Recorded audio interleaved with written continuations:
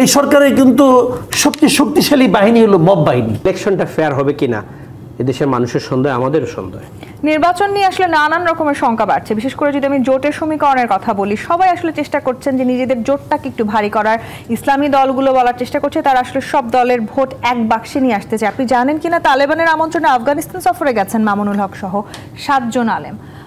ভবিষ্যৎটা আসলে কি হতে যাচ্ছে? তালেবানদের আহ্বানে যারা গেছেন এটা তো বোঝাই যাচ্ছে যে ওনারা তালেবানপন্থী লোক অথবা ওই লাইনের লোক হতে পারে। তো ওনাদের সঙ্গে জামাতে মিলবে এটা আমি মনে করি না।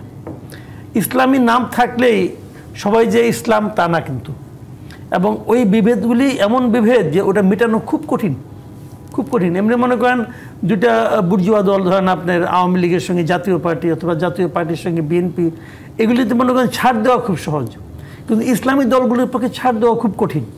কঠিন এই কারণে যখন ইসলাম তো আপনি ছাড়তে পারবেন না। আপনি ইসলামকে যেটা মনে করেন যে এটাই ইসলাম, ওখানে তো কোনো ছাড় দেওয়ার কোনো সুযোগ নেই, আপোষের কোনো সুযোগ নেই। তো অনেককে আপনি দেখবেন ফেসবুক অথবা সোশ্যাল মিডিয়ায় দেখবেন অনেক হুজুরা বলতেছে যে জামাতে ইসলামী করলে আপনি কাফের হয়ে যাবেন বলতেছে। যারা বলতেছে তারা কিন্তু নিজের বিশ্বাস থেকে বলতেছে। আপনি কখনো শুনেছেন যে বিএনপি কোনো লিডার বলতেছে যে জাতীয় পার্টি করলে আপনি কাফের হয়ে যাবেন? বলবে না তো। কাজে এখানে কিন্তু তাদের মধ্যে একটা আন্ডারস্ট্যান্ডিং হওয়া সম্ভব, কিন্তু জামাতের সঙ্গে একটা ইসলামিক দলের আপোষ হওয়া এটা কঠিন, খুবই কঠিন। কাজে ইসলামী দলগুলো একীভূত হবে এটা আমি মনে করি না খুব সহজ হবে। যেমন জামাত ইসলাম তো পীরতন্ত্রে বিশ্বাস করে না। কাজে ইসলামী আন্দোলন তো চরমনায় পীরের দল, উনি পীর, ওনার ভাই পীর, ওনার ছেলে পীর হবে, এইটাই তো বংশানুক্রমিক, তাই না? ওখানে তো অন্য কেউ আসতেও পারবে না, ওরাই ঢাকা থাকবে।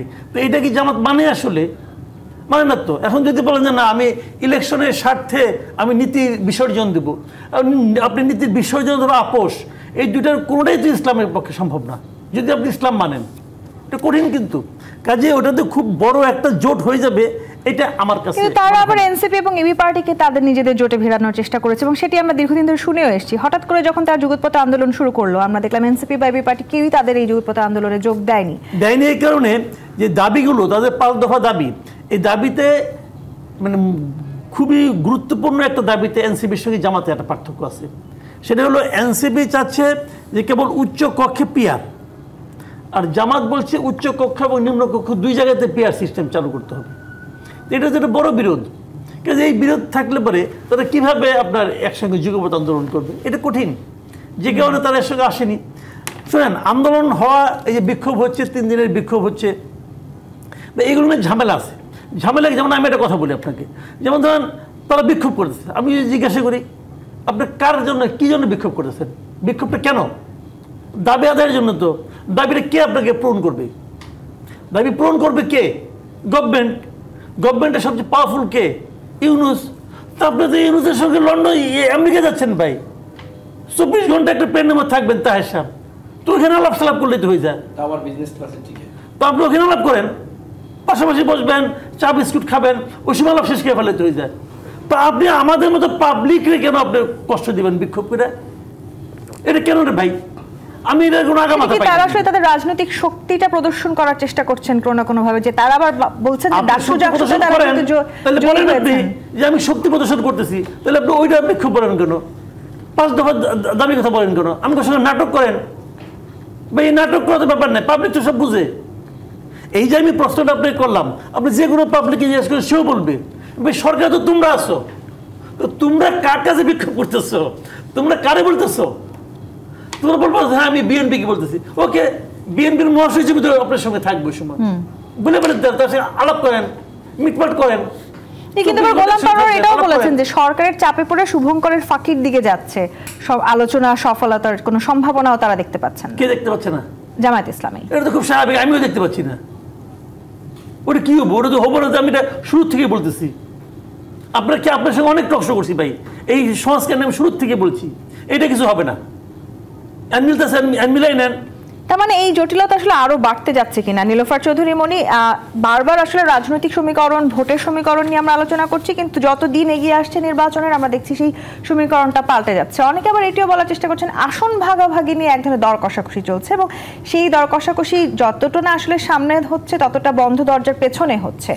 বিএনপি আসলে কি বলতেছে? আপনাদের সাথে কেমন দর কষাকষি হচ্ছে অন্যান্য রাজনৈতিক দলগুলোর? ধন্যবাদ আপনাকে। যারা শুনছেন আমার শুভেচ্ছা অভিনন্দন, আমার সহ আলোচক বৃন্দকে শুভেচ্ছা। দেখেন, দল থাকলে, নির্বাচন আসলে আসন ভাগাভাগি নিয়ে তো হবেই। ছোট দল বড় দলের সাথে থাকতে চাবে, ভোটের নিশ্চয়তা একটা ব্যাপার আছে, সেটা চাবে। এটা নতুন কিছু না, এটা আগেও হয়ে আসছে এবং যাদেরকে আপনারা টার্গেট করে বলছেন তাদের সাথে হয়ে আসছে এবং অকপটে বিএনপি দিয়েছে যতগুলো দেওয়া দরকার। এইবার ঘটনাটা একটু ভিন্নভাবে এটা দেখা দিয়েছে এই কারণে যে তারা যত রকম সমস্যা, এই যে আপনারা সংস্কারের কথা বললেন, সংস্কার শেষ পর্যন্ত সফলতার মুখ দেখবে কিনা, এগুলোর যত রকমের সমস্যা, সংস্কারের কিন্তু ম্যাক্সিমাম সংস্কারে বিএনপি কিন্তু ইতিবাচক ভূমিকা ছিল। যে কয়েকটা ছিল না, এটা হওয়ার মতো না, এটা যে কোনো সচেতন নাগরিক বলবে। কিন্তু তারা কিন্তু এক ধরনের জবরদস্তিতা দিয়ে এটা হঠাৎ করে সামনে নিয়ে এসে হঠাৎ করে এটা নিয়ে ছোট বাচ্চাদের মতো একদম প্যাংসা করা শুরু করছে যে এটা আমার চাই। শেষে ওই যে কাজলের যে জোকস ছিল না, বলে যে কলা সুলাইলে কেন বুঝায় দাও, এরা শেষ পর্যন্ত এটা না করে। তারা কিন্তু আপনার সংস্কারের জন্য চাচ্ছে, তারা 300 আসনে মনোনয়নও দিয়েছে, তারা আবার জোটের সঙ্গে বিভিন্ন দলের সঙ্গে তারা জোট করার জন্য চেষ্টা করছে। তারা যে কি চায় তারা সেটাই জানে না। যে কথাটা মাসুদ সাহেব বললেন যে চরমনায়ের পীর আর জামাতের পীরে বিশ্বাস, সেটা যেমন নাই, আবার হেফাজতের সাথে তাদের কিন্তু আকাশ পাতাল তফাৎ, এটাও সত্যি। কিন্তু ইসলামিক জোট হিসেবে তারা আবার নিজেদেরকে ঐক্যবদ্ধ হওয়ার চেষ্টা করছে। ইসলামিক জোটের মধ্যে যে রাজনৈতিক দলগুলো আছে, ইসলামিক রাজনৈতিক, তাদের মধ্যে অনেকে কিন্তু এর আগে বিএনপির সাথেও ছিল।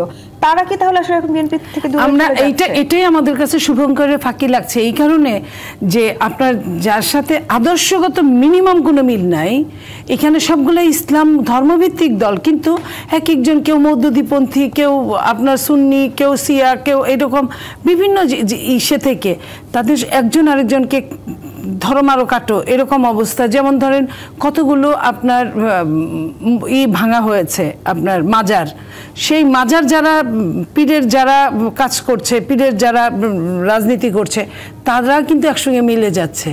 এখন এটা কিন্তু ভয়ঙ্কর একটা জিনিস।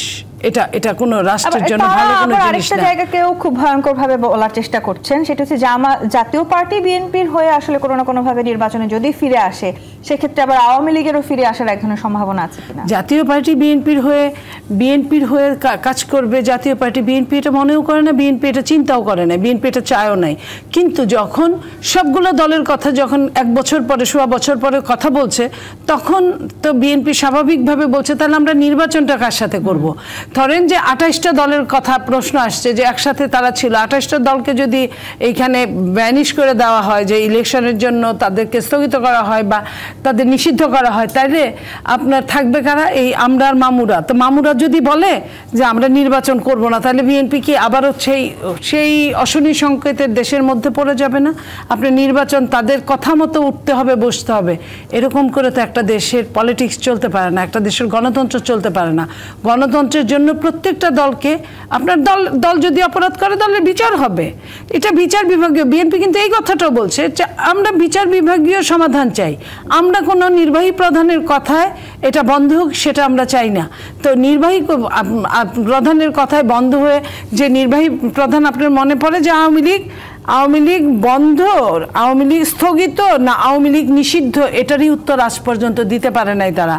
দেশের বাইরে গিয়ে তারা এক ধরনের উত্তর দেয়, দেশের মধ্যে থাকলে এক ধরনের উত্তর দেয়। দেশের মধ্যে থাকলে নিষিদ্ধ বলে এক কথায় প্রকাশ করে শেষ করে দেয়, আর বাইরে গিয়ে যখন কথার উত্তর না দিতে পারে তখন বলে যে আমরা তো নিষিদ্ধ করিনি, এটা স্থগিত আছে। তো এই যে এরকম যদি আরও নিয়ে চলে, আপনার মনে পড়ে যে একটা ভাঙা, ফরিদপুরের ভাঙায় যে একটা আসন নিয়ে যে সমস্যাটা হলো, আসনের জায়গা নিয়ে, সেটাই পুলিশ এবং সরকার প্রতিহত করতে পারে নাই, দমাতে পারে নাই, সমাধান করতে পারে নাই। সারা বাংলাদেশের 300 আসনের মধ্যে যখন এই ধরনের বিভিন্ন সমস্যাগুলো এসে দেখা দিবে, তখন নির্বাচনের কি হবে? নির্বাচনের সময় আছে 5 মাস। জামায়াত ইসলামী বিশেষ করে তারা বলেছে অন্তত একবারের জন্য হলেও তারা পিআর পদ্ধতিতে নির্বাচন চায়। এটা তো মামার হাতের মুয়া না যে এটা মুয়াটা তার হয়েছে। একবারের জন্য কেন? আপনি উনারা কি নেপালের দিকে দৃষ্টি দেয় নাই? উনারা কি বিশ্বের অন্যান্য পিআর পদ্ধতির দিকে দৃষ্টি দেয় নাই যে তারা কতটা ভালো আছে? সেইখানে বাংলাদেশের প্রেক্ষাপটে পিআর আদৌ দরকার কিনা? আপনি ভোট পাবো, আমি ভোট পাবো 2 লাখ, উনি ভোট পাবেন 10,000, উনি এমপি হয়ে যাবেন আর আমি আঙ্গুল চুষবো, আসবো, এটা তো হতে পারে। এদিকে আবার ভারতে বসে বাংলাদেশে নির্বাচনী অনেক সমীকরণ চলছে। এতদিন দীর্ঘদিন আমরা দেখেছি যে ভারতের বাংলাদেশের রাজনীতিতে বা নির্বাচনে একটা বড় প্রভাব ছিল। ভারতীয় যারা রাজনৈতিক বিশ্লেষক আছেন তারা মনে করছেন যে ভারতের সঙ্গে সম্পর্ক করতে আগ্রহী হয়েছে জামায়াত এবং এই কারণে তারা নতুন নেতৃত্বের দিকে যাচ্ছে। সেটি আসলে আবার নতুন করে বাংলাদেশের এই সমীকরণকে পাল্টে দিবে কিনা। আসবো আমি এই জায়গাটিতে। জি 25 প্রাথমিক রাজকাহন থেকে বিরতি নিয়ে ফিরছি, সাথেই থাকুন। জি 25 প্রাথমিক রাজকাহন দেখছেন এটিও তাজ। জোটের সমীকরণ নিয়ে যখন অনেক আলোচনা চলছে তখন আমরা দেখতে পাই যে দীর্ঘদিন ধরে আসলে বাংলাদেশের নির্বাচন কিংবা রাজনীতিতে ভারতীয় এক ধরনের প্রভাব ছিল এবং এবারেও আসলে সেই দিকে যথেষ্ট চোখ আছে সবার। ভারতীয় বিশ্লেষকরা মনে করছেন যে ভারতের সঙ্গে সম্পর্ক গড়তে আগ্রহী হয়েছেন জামায়াতের নতুন নেতৃত্ব। শুনেন, আপনার এই টেলিভিশনে সহ বাংলাদেশের অনেক টেলিভিশনে আমরা টকশো করেছি। ভারতের প্রভাব, আমেরিকার প্রভাব, চায়নার প্রভাব বাংলাদেশের রাজনীতিতে কখনো সামনে কখনো পর্দার আড়ালে সব সময় আছে। এই পাওয়ারফুল নেশনগুলো তাদের স্বার্থে তারা সবসময় ইন্টারফেয়ার করে দেয়। এই ইন্টারফেয়ারের মধ্যে আমরা তাদেরকে সহযোগিতা করি। আমাদের রাজনৈতিক দলগুলা তাদের ডাকা সাড়া দিই, কখনো ওপেনলি দিই, কখনো পিছনে দরজা দিয়ে দিই। এটা অস্বীকারের কোনো সুযোগ নেই। আপনাকে সাবেক প্রধানমন্ত্রী পল্টনে বক্তব্যতে শেখ হাসিনা বলেছেন 2001-এ আমেরিকা এবং রর কথা শুনে নেই বলে আমাদেরকে ওরা হারিয়ে দিয়েছে। এটা অন রেকর্ড, উনি নিজেই বলেছেন। ভারত চেষ্টা করবে, ওইদিকে আমেরিকা করছে, ওইদিকে চায়নায় সবাই যাচ্ছে, চায়নাতে এক পার্টি সব পার্টি যাচ্ছে চায়নাতে গিয়ে। কেন যেন আমরা বিদেশের কাছে ধর্ণা দিয়ে এটা মনে করি যে ওরা ইনফ্লুয়েন্সার। আমরা এখনও পর্যন্ত 100% ইন্ডিপেন্ডেন্ট নিজস্ব অর্থনৈতিকভাবে না। তাই আমরা মনে করি যে এই বিদেশি শক্তিগুলো যদি সাপোর্ট থাকে তাহলে আমরা সুন্দরভাবে দেশ চালাতে পারব। আমাদের দেশের যে অবস্থা, আপনি বাটা কোম্পানি সব জ্বালাই পুড়াইয়া তছনছ করে লুটে নিয়ে গেছেন, কোকাকোলার কোম্পানি তছনছ করে নিয়ে গেছেন, এফডিআই নাই, জিরোতে চলে যাচ্ছে। আপনি মবের পৃথিবীর 54 বছরের ইতিহাসে এদেশে এত মব হয় নাই। 365 দিনে 270টা মব। আপনি ধরেই একজন রিপিটাবেন। আপনি একটু কারো বিরুদ্ধে আমাদেরকে প্রশ্ন করবেন, তাদের বিরুদ্ধে প্রশ্ন যদি হয় আপনাকে দেখলেই চিল্লানো দিবে, বুয়া ডাকি দিবে, না গালি দিবে। ভিন্ন মতের কোনো দাম নাই। আগে আওয়ামী লীগের সময় ভিন্ন মতের তো এখানে আমরা বসে টকশো করতে পারতাম। আমি নীলফামণি অনেকগুলো করছি একসাথে। ওনারা বলতো, জেলে নিচে না নেয় না, কিন্তু বলার সুযোগ থাকতো চ্যানেলগুলোতে। এখন তো তাও নাই। যে চ্যানেলে কিন্তু এদের বিরুদ্ধে, ইউনুসের বিরুদ্ধে, এনসিপির বিরুদ্ধে একটু বলবো, ওই চ্যানেলে কিন্তু প্রেশার শুরু হয়ে যায়। সরকার তো দাবি করছে এই মুহূর্তে বাংলাদেশের সবচাইতে ভালো অবস্থানে আছে আসলে গণমাধ্যম, এবং সবাই নিজেদের মনের মতো কথা বলতে পারে। বাংলাদেশের রাষ্ট্র ক্ষমতা যে সরকার থাকে তার দাবি সেটাই থাকে যে আমরা ভালো করে যাচ্ছি, সবচেয়ে ভালো করছি। আমার একটা জিনিস সন্দেহ লাগে তন্নি খুব বেশি, এই রিসেন্টলি ইউনুসের খুব বেশি হাসি দেখি মুখে। ওই হাসিটা আমার কাছে কেন যেন মনে হয় এটা রহস্যজনক হাসি। ইউনুস সাহেব কখনো হাসতো না, গ্রাম্পি স্টাইল এভাবে বসতো। গ্রাম্পি স্টাইলটা ওটা আমার ছোট্ট ছেলে একটা 2 দিন কথা বলি নেই, ঘরে ওই একটা টি-শার্ট লিখে রাখছে, মাই ড্যাড ইজ গ্রাম্পি, 20 বছর আগে। তখন আমি মনে করলাম হঠাৎ করে আমার ছেলে এটা কেন লিখতেছে, পরে আমি এটার মিনিংটা খুঁজে বের করলাম। ইউনুসের দেখলাম গ্রাম্পি স্টাইল লাস্ট 10-12 মান্থ। এখন দেখি শুধু হাসে, কারোর সাথে বসলেও হাসে, ঐক্য কমিশনেও হাসে, কেউ গেলেও হাসে। এত সুন্দর মনে হচ্ছে। এবং আমার মনে হয় জাতি একদিন এই হাসির এই কথাটা বলে যাচ্ছি, দেখতে পাবে 2-3 মাস পরে কেন সে হাসছিল এবং হাসির কারণ। নির্বাচন নিয়ে কি আসলে অনেক রকমের শঙ্কাও সামনে আছে? মাসুদ কামাল গতকাল আমি একটু শেষ করি তো, 30 সেকেন্ডে দিয়ে দিচ্ছি মাসুদ ভাইকে। মাসুদ ভাইয়ের কাছে শুনতে চাই আমরা। আমার কাছে মনে হচ্ছে যে ইলেকশনের নাম দিয়ে যে বাজনা হচ্ছে, এই বাজনাটা দেখানো একটা বাজনা, এটা তো তবলার আওয়াজটা বেশি আসতেছে। জেনুইন টাইম ইলেকশনের আগে অনেক যন্ত্রণা, অনেক কিছু হবে এই দেশে এবং এটার সমর্থন দিয়ে যাবে ইউনুস সাহেব। দেশকে একটা 111 এর পদধ্বনি শোনা যাচ্ছে, আমরা পাচ্ছি সেই 111। সেই 111 এর পদধ্বনির কথা কিন্তু এনসিপির নেতারাও বলছেন, এখন অন্যান্য রাজনৈতিক নেতারাও বলছেন। এবং গতকাল হঠাৎ করে আপনার গ্রেপ্তার হবার এক ধরনের গুজব আমরা শুনতে পেয়েছি, সেটি আপনি নিজে আজকে আপনার নিজের সামাজিক যোগাযোগ মাধ্যমে সেইটার ক্লিয়ারিফাই করেছেন। কিন্তু আসলে মবের কথা বলছিলেন এটিও তো আছে, যারা আসলে অন্যায় করছেন এই মুহূর্তে, নানানভাবে চাঁদাবাজি করছেন, তাদের কয়জনকে আমরা সত্যিকারের গ্রেপ্তার হতে দেখলাম? দেখবেন না তো, এই একটা দেখছেন আপনি, ওই যে ওখানে 3 জনকে ধরা হয়েছে, এই চাঁদাবাজি করতে গেছিল, যা নাকি অ্যাডভোকেট ফজলুর রহমানের বাসার সামনে মব করছিল। কিন্তু আনফর্চুনেটলি ওদেরকে কিন্তু মবের জন্য ধরা হয় নাই, ধরা হয়েছে অন্য একটা ঘটনায়, চাঁদাবাজির কারণে। এবং সেখানে যাদের এখানে চাঁদাবাজি করতে গিয়েছিল হয়তো তাদের একটু যোগাযোগ ছিল এই জন্য, কিন্তু মব করার কারণে ধরা হয়েছে একটাও নেই। এর কারণটাকে আমি বলি আপনাকে, এই ঘটনাটা কেন ঘটে। আমাদের এখানে মবটাকে সরকার নিজে এক ধরনের প্রশ্রয় দেয়। এই সরকারের কিন্তু সবচেয়ে শক্তিশালী বাহিনী হলো মব বাহিনী। ওনারা যখন কাউকে সাহায্য করতে চায় মব লেলাই দেয়। এবং এখনো পর্যন্ত প্রেস সেক্রেটারি দেখলাম আরেকবার, প্রথমে একবার বলছে প্রেশার গ্রুপ, বলার পর অনেকে বলাবলি করছে, অনেকে নানা ধরনের সমালোচনা করছে। আমি ভাবছিলাম উনি বোধহয় ওনার সিদ্ধান্ত চেঞ্জ করছে। পরে দেখলাম ওই জন্য আবার বলতেছে যে এটা নাকি প্রেশার গ্রুপ, এটা নাকি মব না। মানে মবের সংজ্ঞা ওনার কাছ থেকে জাতি প্রতিদিন নতুন নতুন করে শেখানোর চেষ্টা করতেছেন। বাট আনফর্চুনেটলি জাতি বোধহয় শিখবে না, কারণ ওনার জ্ঞান আমরা ধারণ করতে পারছি না আর কি। কাজে ওটা অন্য জিনিস। মব হলো এই সরকারের বাহিনী, একটা মব বাহিনী। যাকে অপছন্দ হয় তাকে মব দিয়ে সাহায্য করো, এবং ওটার তো কোনো মবের তো কোনো সীমা নাই। ওরা যে কোথায় যে থামবে, কোন পর্যন্ত ধরবে, আপনার ঘাড়ে ধরবে নাকি মাথায় মারবে, এটা থেকে আপনার কোনো গ্যারান্টি নাই। কিন্তু তারা এই কাজটা করে এবং সরকারের চায় পাবেন না একটা মবের ঘটনায় সরকার কোনো গ্রেপ্তার হওয়ার গুজব কিংবা আসলে গ্রেপ্তার হওয়ার যে আতঙ্ক আছে সেটাও কি বাড়বে নির্বাচনকে সামনে রেখে? না, গ্রেপ্তার আতঙ্ক খুব একটা বাড়বে বলে আমি মনে করি না।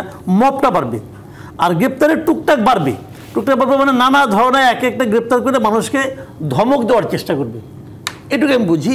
কিন্তু এর চেয়ে বেশি কিছু সরকার করবে বলে মনে করি না। আর আমার কাছে যেটা বলেন, হ্যাঁ এটা হতেই পারে, আমি কিন্তু ওটা নিয়ে টেনশন করি না ভাই। আপনার মঞ্জুর আলম পান্না একজন সাংবাদিক, ওর নামে কোনো মামলা নাই।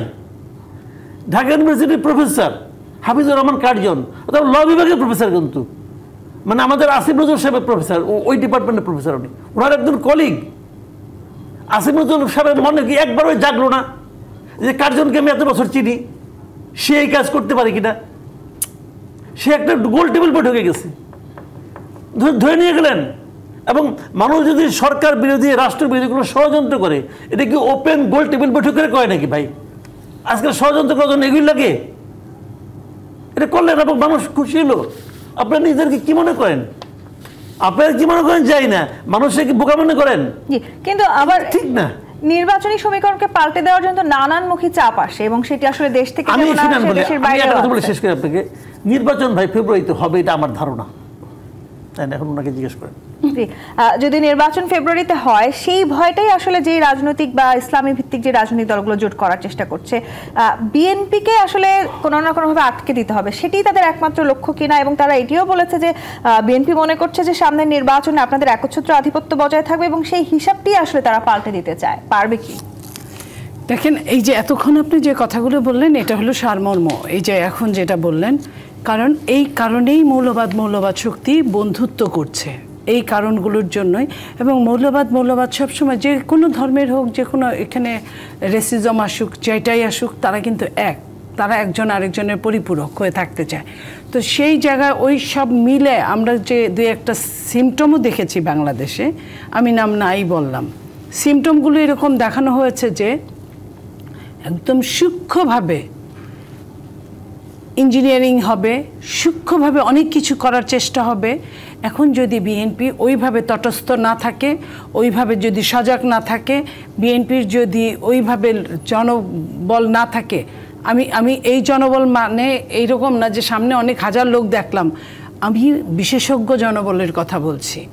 এবং সরকারের আন্তরিকতা যদি না থাকে, তাহলে কিন্তু এরা মাথাচাড়া দিয়ে উঠবে, এটাই স্বাভাবিক ব্যাপার। উঠবে মানে প্রায় ওঠার পথের চলছে তারা। বিএনপিকে তারা যথেষ্ট চাপে রাখতে পারছে কি তাহলে এই আন্দোলন এবং দাবি দেওয়ার মধ্যে দিয়ে? বিএনপিকে চাপে রাখার জন্যই কিন্তু এত দল নিষিদ্ধ, এত কিছু। বিএনপিকে একা করে দেওয়ার জন্য একটা পায়তারা চলছে। একটা এইখানে আপনি দেখেন যে আমি যেটা মনে করি যে এখানে সরকার কোন পক্ষে আমি জানি না, সরকার এখানে অত্যন্ত সুকৌশলে খেলা খেলছে, সেটা বিএনপিকে অবশ্যই বুঝতে হবে। বিএনপি ইতিমধ্যে আমার মনে হয় বুঝেও গেছে যে একজন সমাজবিজ্ঞানী চার্লস বলছেন যে প্রতিটি আন্দোলন একদিকে মুক্তির উৎসব, অন্যদিকে অনিশ্চয়তার সূচনা। আমি যদি কারোর জন্য মুক্তির উৎসব হয় এই আন্দোলন, তাহলে অন্য কারোর জন্য অনিশ্চয়তার সূচনাও হয়ে যেতে পারে। এই জন্য প্রত্যেকটা পদক্ষেপ খুব হিসেব করে ফেলতে হবে যে দেশকে রসাতলে ফেলে সরকারের ছত্রছায়ায় লোকজন যে টাকার পিছে দৌড়াচ্ছে, এটাকে সামনে এনে এবং নিজেদেরকে স্বচ্ছ রেখে সামনের দিনগুলো খুব হিসেব নিকেশ করে আমাদের চলতে হবে।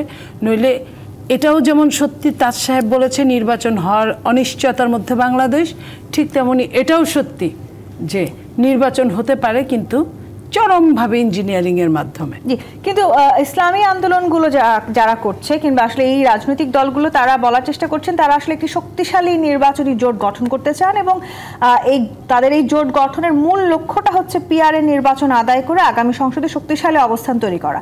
এই একটি বিষয়কে যদি সর্বোচ্চ গুরুত্ব দেওয়া হয় সেখানে বিএনপি তো একেবারেই দ্বিমত অবস্থানে আছে। আমি আপনাকে বলি এই জায়গাটা খুব ভালো প্রশ্ন করেছেন। আপনার কাছে একটা বিরতি নিয়ে আমি ফিরতে চাই। দর্শক, জি ব্রিটিশ প্রাথমিক রাজকাহন থেকে বিরতি নিয়ে ফিরছি, সাথেই থাকুন।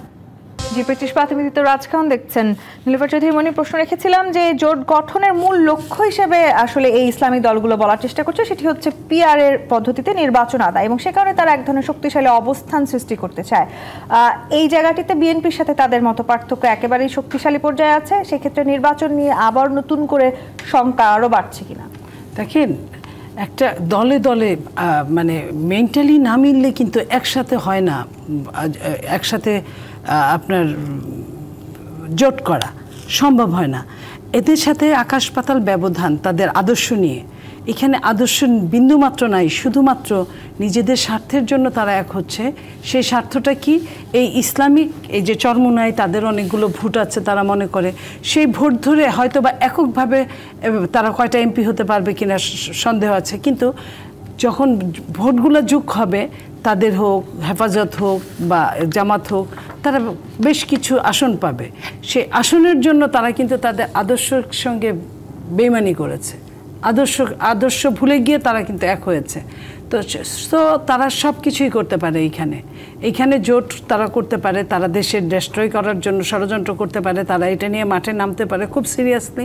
এটা অস্বাভাবিক কিছুই না এবং অসম্ভব কিছুই না তাদের দ্বারা।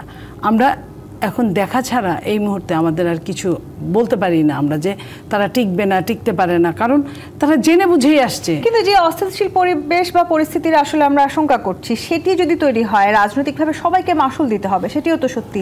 সেক্ষেত্রে আসলে নির্বাচনের ফলাফলটা কি? এটাই তো হলো বাংলাদেশিদের, ওই যে রবীন্দ্রনাথ বলেছিল না, রেখেছো বাঙালি করে মানুষ করনি। সেই মানুষ না হওয়ার জন্য আমাদের যে যুদ্ধ, সেই যুদ্ধের জন্য আমাদের কিন্তু সেনাপ্রধান বলেছেই যে আপনারা যদি এরকম কাদা ছোড়াছুড়ি করেন তাহলে আপনাদের সার্বভৌমত্ব এক সময় কিন্তু হুমকির মুখে পড়বে। তাহলে কি আপনি মনে করেন আসলে ইসলামী দল বা জামায়াত ইসলাম তারা আসলে শক্তিশালী প্রতিপক্ষ হয়ে বিরোধী দল হয়ে থাকতে চায়, নাকি আসলে তারা যে কোনোভাবেই হোক বিএনপিকে দমন করে এবারের নির্বাচনে তারা সরকারে আসতে চায় বলেই এত সমীকরণ? শোনেন, এটা হলো যে তারা কিছু জিও পলিটিক্সের সাথে হাত করেছে। আর আগের পতিত সরকার যেমন জিও পলিটিক্সের সাথে মিলে 15.5 বছর এদেশে নষ্ট করেছে, ঠিক তারাও এরকমই ওই কিছু হাত করেছে। তারা যেভাবে তাদেরকে বুঝাচ্ছে, ওই যে মাইনাস, যেটা আবার বলছি তাজ সাহেব বললেন, ওই মাইনাস ফর্মুলার মধ্যে তারা গিয়ে তারা মনে করছে, তারা স্বপ্ন দেখছে, তারা এরকমই কিছু আশা করছে যে এই দেশটা আমরা চালাবো, এই দেশটা আমাদের হবে, এই দেশটা আমাদের ইসলামিক হুকুমে চলবে, এই দেশটা আমরা যা ইচ্ছা তাই করবো। এই দেশে চাইলেই একটা সময় যেমন চেতনা নিয়ে রাজনীতি হতো, অপরাজনীতি হতো, এখন কিন্তু ঠিক মৌলবাদের অপরাজনীতি, রাজনীতি সম্ভাবনা আসলে বাংলাদেশে কতখানি আছে এটিও তো আজ এই যে মাইনাসের কথা আপনি বলছেন, সেই মাইনাস ফর্মুলা বা 111 এর আশঙ্কা কিন্তু অন্যান্য রাজনৈতিক দলগুলো করছে এবং মাইনাস ফর্মুলার সেই দাবিতে জাতীয় পার্টি নামটি বারবার আসলে এই ইসলামিক দলগুলো আনার চেষ্টা করছে। আবার আমরা দেখতে পাচ্ছি যে ইতিমধ্যে নানানভাবে অন্যান্য রাজনৈতিক দল থেকে জামাতেও যোগ দিচ্ছেন। যদি একটু আমি যুক্ত করে এবি পার্টিতে যোগদানের 5 বছর পর 40 জন নেতাকর্মী আবার নতুন করে জামায়াতে ফিরেছেন এবি পার্টিতে যোগদানের পর। দেখেন, বাংলাদেশের বৃহত্তর রাজনৈতিক দলের মধ্যে একটা আওয়ামী লীগ, তাকে আপনি অস্থায়ী নিষেধাজ্ঞা দিয়েছেন, ইলেকশন করতে পারবেন না। এখন আপনি জাতীয় পার্টিকে নিষিদ্ধ করতে চাচ্ছেন, আন্দোলন করছেন 13 মাস পরে। জাতীয় পার্টি কি রাষ্ট্র ক্ষমতায় ছিল? জাতীয় পার্টির অর্ডারে কি আইজি গুলি করছে? জাতীয় পার্টির কথায় কি আপনার বিজেপি গুলি করছে? না, আমরা স্ট্রাইকিং ফোর্সে ছিলাম না। আমাদের নির্বাচন যাওয়া নিয়ে আপনি কথা বলতে পারেন। 3টা নির্বাচন হয়েছে, 14, 18 এবং 24। 14তে আমরা গিয়েছি, এরশাদ সাহেব যায় নাই, কীভাবে নেওয়া হয়েছে জানা হয়েছে। তারপরে 14 ইলেকশনের পরে বিএনপি সমস্ত স্থানীয় নির্বাচনে গিয়েছে, যাওয়া তাদের এটা অধিকার। একটা নির্বাচনে একটা রাজনৈতিক দল যাওয়া কিন্তু ফৌজদারি আইনে দণ্ডনীয় অপরাধ নয়। কেউ যাইতেও পারে, নাও যেতে পারে। 18তে সবাই গিয়েছে, 24-এ আমরা গিয়েছি, আমাদেরকে নেওয়া হয়েছে, হ্যাঁ গিয়েছি। সেটার জন্য নৈতিকভাবে আমাদের দোষ থাকতে পারে। তাই হলো 24-এর ইলেকশনে জাতীয় পার্টি 28টি রাজনৈতিক দল নির্বাচনে গিয়েছে, তাদেরকে বাদ দিয়ে আপনি নির্বাচন করবেন। আওয়ামী লীগ অলরেডি নাই, এর মানিটাই হইল যে আমাদেরকে বিএনপির সাথে এখন খেলতে হবে, বিএনপি আমাদের সাথে আসো, আমরা ভার্সাস বিএনপি। 50% রাজনৈতিক ভোটাররা নির্বাচন থেকে সরে গেল। আমরা আগে কথা বলছিলাম যে আওয়ামী লীগের সরকারের 14, 28, 24-এ ভোটে যাচ্ছে না, ভোটের পার্সেন্টেজ কমে যাচ্ছে। ইভেন এও বলেছি আমরা টকশোতে এসে যে আগামীতে ভোটারদেরকে সেন্টারে নিতে হলে আপনাকে রিওয়ার্ড দিতে হবে, পুরস্কার ঘোষণা করতে হবে, ভোটে আসো, এই জিনিসটা পাবা। তাইলে আপনারা কি এই সরকার ইউনূস সাহেব সেই চেষ্টা করছে আগামী দিনে ভোটে শুধু জামাত এবং ইসলামপন্থী থাকবে আর বিএনপিকে নিবে, বিএনপি যদি কথা না মানে তাহলে বিএনপি নির্বাচন থেকে সরে আসবে। তাহলে সেই নির্বাচন আসলে হবে কিভাবে, প্রতিদ্বন্দ্বিতাটাই বা হবে কোথায়? সেটাই আমি প্রতিদ্বন্দ্বী 111-এর প্রতিদ্বন্দ্বী পাচ্ছি। আপনি আলোচনার টেবিল থেকে থাকা অবস্থায় আছেন, এখানে টকশো করে কথা বলছেন, আবার সরে গিয়ে বাইরে আন্দোলন করছেন ডিবিসির বিরুদ্ধে, এই ডিবিসির সামনে মানি না, তাহলে দুইটা এখন টকশো করে গেলাম। আপনি আলোচনা করছেন জাতীয় ঐক্যমত্য কমিশনে, আবার আপনি আন্দোলন করছেন জাতীয় পার্টিকে বাইরে নিষিদ্ধ করার জন্য। আপনার তো ফর্মুলা একটাই। আর পিআরের কথা বলছেন, নেপালের মতো দেশে 17 বছরে 13টা গভর্নমেন্ট কিন্তু চলে গিয়েছে। 13টা গভর্নমেন্টের 5 টাইমস যদি 13 হয় তাহলে 65 বছর রাষ্ট্র ক্ষমতায় থাকার কথা। সেই জায়গায় নেপালে মাত্র 17 বছরে 13টা গভর্নমেন্ট গিয়েছে। হিসাব করেন বাংলাদেশে যদি পিআর আসে তাহলে বছরে যদি একটা সরকার ভাঙে 5 বছরে 5টা, কয়টা সরকার ভাঙবে পিআরে? তাহলে জামাত কেন বারবার পিআর চাইছে? তার লাভটা কি? পিআর চাচ্ছে এই জন্য এই ছোট ছোট দলগুলা, সবগুলা রাজনৈতিক দল, 30-40টা রাজনৈতিক দল বলে 1-2% ভোট এদের নাই। আমি কারো নাম নিতে চাই না। জামাত এদেরকে লিডিংয়ে নিয়ে মনে করছে এদেরকে আপা যেটা বললো মনিয়াপা, আমি এগ্রিড যে এদেরকে লিডিংয়ে নিয়ে সবাইকে যদি একসাথে মিলে আমরা একটা নির্বাচনে পিআরে যাই। পিআর তো বাংলাদেশের মানুষকে বোঝানো তো আপনার সময় লাগবে। আমি যদি আমার এলাকায় গিয়ে যারা খেটে খাওয়া মানুষকে পিআর বলি, পিআর এখানে ছবি থাকবে না, আপনি কোন ফরম্যাটে যাবেন? 3 ফরম্যাটে পিআর হচ্ছে। একটা হলো আপনার ছবি থাকবে না, প্রতীক থাকবে। এখন জামাত সহ যদি ডানপন্থীগুলা নির্বাচনে পিআরে যায়, প্রতীকটা কার্ডটা দিচ্ছে, এখানে এই দানের দাড়িপাল্লা থাকবে নাকি আপনার পাখা থাকবে, কোনটা? প্রতীকটা ঠিক করতে হবে, নাম্বার 1। নাম্বার 2 আছে আপনি গোপন বুলেটের মধ্যে পেয়ার নিতে পারেন। আরেকটা হলো 300 আসনের মধ্যে 150টাতে পেয়ার দিতে পারেন। এটা তো একটাও শেষ হয় নাই। আপনার ইলেকশন আপনি ফেব্রুয়ারিতে বলছেন, আপনার আগামী নেক্সট 2 মাসের মধ্যে আপনাকে শিডিউল ডিক্লেয়ার করতে হবে। কিচ্ছু ঠিক নাই। আর মানে হলো দেশটা একটা হাসির, ইউনূস সাহেবের যে হাসি, ওই হাসির পিছনে কি কাজটা মানুষ দেখুক, আশা আছে আমরা। কিন্তু যে রাজনৈতিক সমীকরণের বা জোটের সমীকরণের কথা আমরা বলছি মাসুদ কামাল, সেই সমীকরণে এনসিপি একটা খুব গুরুত্বপূর্ণ ভূমিকা রাখছে। প্রায় সব রাজনৈতিক দলের সাথে তাদের জোট করার এক ধরনের আভাস আমরা পাচ্ছি। তারা বিএনপির সঙ্গে সখ্য রাখতে প্রস্তুত আছে, সেই কথা তারা জানিয়েছে। জামাতের সঙ্গে তাদের সখ্যতার কথা দীর্ঘদিন ধরে আমরা শুনছি। এখন নতুন করে আবার গণ অধিকার পরিষদের সাথে তারা জোট করার আভাস দিচ্ছে। তারা আসলে কাদের সাথে জোট করতে যাচ্ছে? দেখেন, আমি একটা কথা বলি, বিএনপির সঙ্গে কেউ জোট করবে না, কেউ না। কারণ বিএনপির সঙ্গে জোট করা মানে হলো ঠকাটা কেন? এইবার যে নিয়মটা হচ্ছে আপনার জোটের যারা দল আসবে তারা কিন্তু যার যার নিজের প্রতীকে নির্বাচন করতে হবে। রাইট। এখন বিএনপির সঙ্গে জোট করলো কেউ একজন, ধরেন এনসিপি করলো, এনসিপি তো ধরেন প্রতীকে তো পাবে, এখনও তো নিবন্ধন পায় নাই। এখন বিএনপি তো ওখানে ধানের শীষ দিল না, এনসিপি প্রতীকে দাঁড়ালো, তো ওখানে বিএনপির একজন স্বতন্ত্র দাঁড়াই গেলো, তার সঙ্গে এনসিপির এলো কুলাইতে পারবে? কিন্তু বিএনপির সঙ্গে কেউ জোট করে কোনো লাভ করতে পারবে না, এটা হলো একদম রিয়েলিটি। আর এনসিপি এটা হলো জানেন একটা ফাঁপানো বেলুনের মতো, দেখতে অনেক বড় দেখা যায়, তারপর একটা আলপিন দিয়ে দেবেন, ছোট হয়ে যাবে। এই হলো এনসিপি। এবং সে আলপিন একবার খাইছে হলো আপনার ঢাকা ইউনিভার্সিটির ডাকসুতে, আরেকবার খাইছে জাকসুতে, এরপরে এই ভয়ে চাকসুতে সে যাবেই না, ইলেকশনই করবে না সে। তো এই হলো এনসিপির বাস্তব অবস্থা। এই জিনিসটা একদিন কেউ বুঝে নাই মানে নাই, তারা গায়ের জোরে চালাই গেছে। ডাকসুতে জয়ী হয়েছে দেখে কি জামায়াত আসলে মনে করছে তারা জাতীয় নির্বাচন ঠিক একইভাবে জয়ী হবে? একইভাবে হবে না, এটা হবে না। ডাকসু এবং মাঠ পর্যায়ে এক হবে না। কিন্তু এক একটা দলের জন্য এক এক রকম এটা আছে ব্যাপারটা। কারণ এখানে জামায়াতের জন্য কিছুটা ইতিবাচক হবে, একদম যে হবে না, কিছুই হবে না তা না, কিছুটা ইতিবাচক ফল কিন্তু এখান থেকে আসবে। কিন্তু এলাকায় যে ইলেকশনগুলো হয়, জাতীয় নির্বাচন হয় কি, ওই এলাকায় কোন লোকটা প্রমিনেন্ট, ওই এলাকার স্থানীয় সমস্যাটা কি, যেমন হাতিয়ার যে সমস্যা, ওই সমস্যাটা কিন্তু ময়মনসিংহের না, কাজে এটা কিন্তু সমস্যা কিন্তু পার্থক্য হয়ে যায়। কিন্তু ডাকসু, জাকসু, চাকসু সব কিন্তু একই সমস্যা, স্টুডেন্টদের সমস্যা যেগুলো আছে। কাজে ওই স্থানীয় পর্যায়ে নির্বাচনে তার প্রভাব প্রতিপত্তি একটা কাজ করে। আরেকটা জিনিস বড় কাজ করে, সেটা আমি বলি আপনাকে, সেটা হলো কি, এখন মানুষ বুঝে ফেলেছে যে দলটা সরকারে যাবে, যদি এমপিটা আমার সেই দলের না হয় তাহলে এলাকার উন্নতি হবে না। মানুষ কিন্তু এটাও বুঝে, তখন মানুষ এটা হিসাব করে যে গভর্নমেন্টে কে যেতে পারে, তো অমুক যাইতে পারে, তাহলে ওই দলকে ভোট দিই, তাহলে আমার এলাকায় উন্নতি হবে। দেখবেন গ্রামে একটা প্রবাদ আছে কিন্তু, যে ভোট তো সে লোক ভালো কিন্তু ভোট দিয়ে নেই, কেন ভোটটা দিলে তো তাই নষ্ট হয়ে যাব। তো ভোট আবার নষ্ট হয় কেমন করে? ভোট নষ্ট মানুষ এভাবে ভাবে যে সে তো জিতবে না, তাই লোক ভালো কিন্তু তার দিয়ে লাভ কি? কিন্তু গ্রামের মানুষ এইভাবেও চিন্তা করে, কিন্তু জাতীয় নির্বাচনটা ডাকসু নির্বাচনটা এক না। এই জিনিসটা যত আপনি সহজে মানবেন তত আপনি মানে তাহলে কি আসলে জোটের সমীকরণ